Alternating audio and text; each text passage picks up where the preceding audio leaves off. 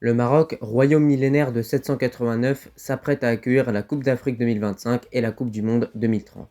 Deux compétitions prestigieuses tant à l'échelle continentale qu'à l'échelle mondiale. Sous la directive éclairée de Sa Majesté le roi Mohamed VI Al Nasro, le Maroc va entamer la construction du plus grand stade du monde, le Grand Stade de Casablanca.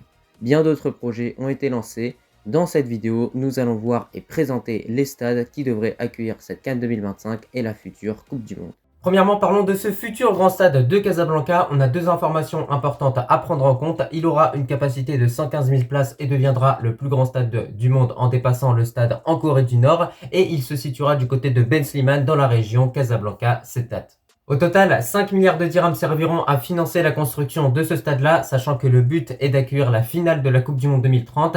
Enfin, le design sera un petit peu inspiré de la culture marocaine, avec un certain design qu'on pourra apercevoir. En tout cas, de votre côté, n'hésitez pas à me donner votre avis en commentaire par rapport à ce futur géant stade qui va être construit au Maroc. Moi, je trouve que c'est juste exceptionnel, surtout que je pense qu'il y a 90% de chances qu'on accueille la finale. Donc voilà, il y a vraiment le monde entier qui aura les regards rivés sur ce stade-là et surtout sur le Maroc. Je l'ai pas dit avant, mais si ce n'est pas fait, je t'invite à t'abonner, à liker, à commenter cette vidéo et un très grand merci à l'ensemble des personnes qui feront ça. Mais néanmoins, certaines personnes peuvent se poser cette question: que va devenir ce grand stade de Casablanca après la Coupe du Monde 2030? Et bah sachez-le, il servira tout simplement à accueillir les derbys entre le Raja et le Wydad et il remplacera tout simplement le mythique stade Mohamed V. Donc bon, c'est un stade qui va nous manquer, mais de l'autre côté, ça nous offrira juste des derbys épiques. Ensuite, on a le grand stade de Tanger. Il est actuellement en plein travaux, notamment avec la suppression de la piste d'athlétisme et l'insertion de nouvelles tribunes qui ont pour but que le stade ait une capacité future de 90 000 places.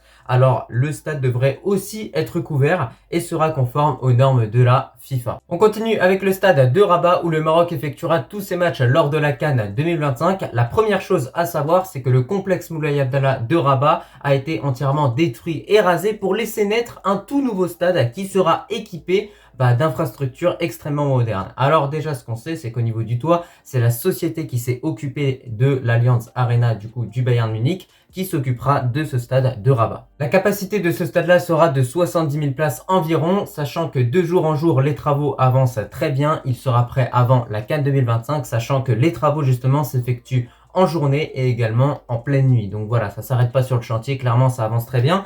Il comportera également beaucoup de sièges VIP et un grand parking. De plus, le mythique stade Mohamed V subit des travaux depuis un peu plus d'un mois. Sa capacité actuelle est de 67 000 places et 45 000 places assises. D'un côté, certaines personnes affirment que la piste d'athlétisme sera supprimée, puis de l'autre côté, les autorités démentent cela en justifiant que ce genre de travaux demandent beaucoup trop d'investissement temporel pour le temps qu'il reste avant d'accueillir la CAN 2025.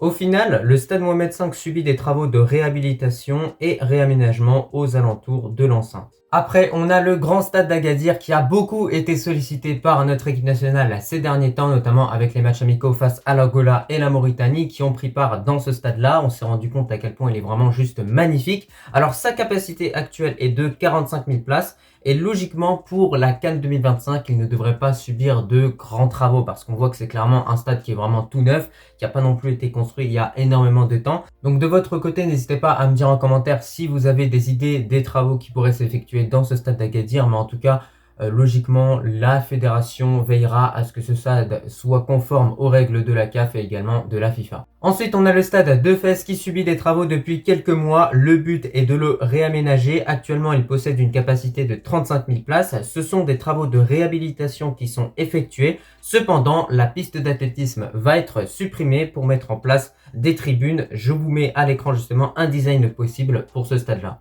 Enfin, le stade de Marrakech. Les travaux de ce stade s'effectueront en deux étapes. Il y aura des travaux avant la CAN 2025, puis après la Coupe d'Afrique dans le but de préparer la Coupe du Monde 2030. Il y aura des ajustements à faire à l'intérieur du stade avec les vestiaires, mais également à l'extérieur avec les gradins et l'électricité. L'ensemble des stades dont je viens de vous parler, donc le grand stade de Casablanca, le stade Mohamed V, le stade de Rabat, le stade d'Agadir, de Tanger, de Marrakech et de Fès, ce sont les stades qui ont le plus de chances d'accueillir cette CAN 2025 et également cette Coupe du Monde 2030. C'est-à-dire que logiquement, il n'y a pas d'autres stades qui devraient accueillir l'événement. C'est tout à fait logique, tout simplement parce que les villes sont plus ou moins proches entre elles et surtout parce que ça éviterait par exemple que si on fait un match du côté du Sahara, ça éviterait de faire des longs déplacements notamment pour les équipes.